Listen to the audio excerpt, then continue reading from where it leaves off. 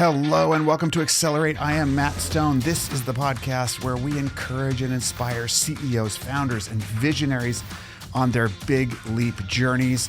We talk about the stories and strategies that will help you accelerate toward your big leap destination with purpose, humility, an open mind, commitment to growth, and recognition that the way we get there is at least as important as where we end up. And I'm so delighted that you've tuned in today. And it's Thursday, August 18th. And wow, I hope your week is continuing to go well.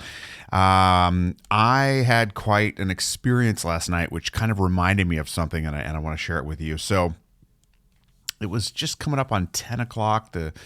The grocery store was closing. I had been running around and doing all kinds of things, and I made it to the grocery store about 10 minutes before it closed to get some milk and cinnamon, actually. I like to put cinnamon in my oats in the morning. And so I go to this store. I don't, if you're familiar with Aldi in the States, it's the brother or the sister of Aldi. It's called Lidl. So, not well staffed. Everything's pretty discounted, but it's the closest one to my place. And I got my two items, no basket. I'm standing in line. I'm tired, feeling pretty good. And I get in line, and that store is notorious for long lines and slow moving things. And so anyway, this woman in front of me has a cart, and she's got a few items, and then it's a huge cart, and she's put them in the bottom of the cart, not in the upper basket, and she's moving so slowly, and I'm kind of zoned out, but I get irritated. And the narrative starts in my head. Oh, this. And she sees me right behind her, and there's a line behind me, and she doesn't care about other people, and she's moving with no urgency whatsoever, and she's kind of laboring to even reach down and pick up a jug of chocolate milk that she's got in the bottom of her basket and put it on the belt, and we're all waiting, and she's self-centered, and this is the internal narrative, literally. It's kind of embarrassing to admit this, but this is what's going on in my head.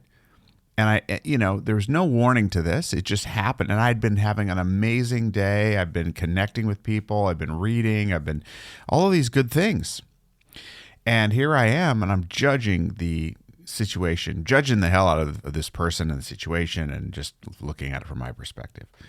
Didn't really pay much attention to her other than she's moving slowly and doesn't care about anybody else. And I fixed my face a little bit because I could see my expression on my face wasn't great. And I went, okay, well, nope, you got to get rid of that. And I made a quick pivot. But this is what really kicked me in the ass. I get out of the exit, and there she is, and I see her in a different light. I mean, I literally see her in a different light, different space. She's turned around. And this woman is extremely pregnant. I mean, not a little bit pregnant. She's like minutes away from giving birth. And suddenly, everything she was doing at that register made perfect sense. And I thought, I would have helped her had I known. I would have picked her stuff up. She's bending over so slowly because she can't move. She's got a giant belly.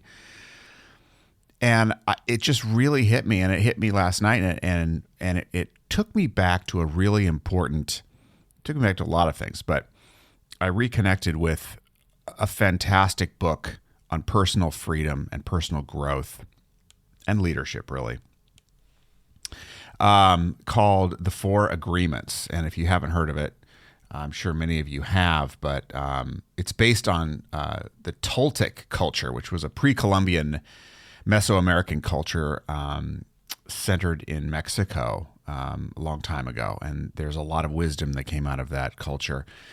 And so the author of this book, Ruiz, has written these four agreements. And basically the premise is that our lives are sort of mastered by these four agreements that we make with ourselves. And the third one is don't make assumptions. So I went back and I was like, oh man, I need to read that again. And the beginning of it starts with, The third agreement is don't make assumptions. We have the tendency to make assumptions about everything. The problem with making assumptions is that we believe they are true. We could swear they are real. We make assumptions about what others are doing or thinking. We take it personally. Then we blame them and react by sending emotional poison with our word, or in my case, my mind. And that's bad enough. That is why whenever we make assumptions, we're asking for problems. We make an assumption, we misunderstand, we take it personally, and we end up creating a whole big drama for nothing. All the sadness and drama you have lived in your life was rooted in making assumptions and taking things personally. Take a moment to consider the truth of this statement. And later, he goes on to say, it is always better to ask questions than to make an assumption, because assumptions set us up for suffering. And I think this is a lesson. Look, life is long, hopefully, and it's a matter of progress rather than perfection. So I'm looking at this opportunity where I didn't really cause any harm other than to myself.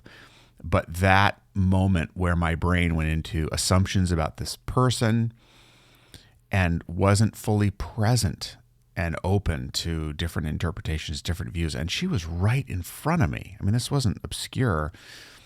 Was a great wake-up call. So my intention for today, I'll speak for just today, is to really go about my day with an intention to catch assumptions and pivot to an open mindset of, even if I don't like something someone does, or, whatever it is, to keep myself open to many different possibilities, including that I'm wrong, or that, there's another explanation that makes whatever I don't like actually look completely different, because it's so often the case.